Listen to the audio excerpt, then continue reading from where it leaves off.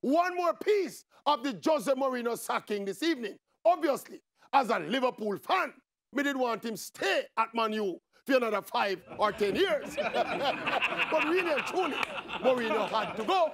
Clubs don't fire players, they fire coaches. Jose was fighting a losing battle, trying to get club CEO Ed Woodward and then star player Paul Pogba isolated. That not working in football.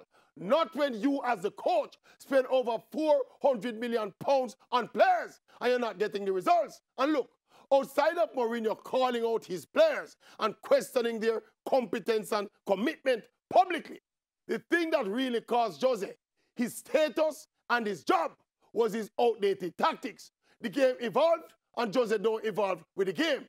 And we hear people talking like them sorry for Jose and it's sad to see him go and blah, blah, blah. Sorry for what?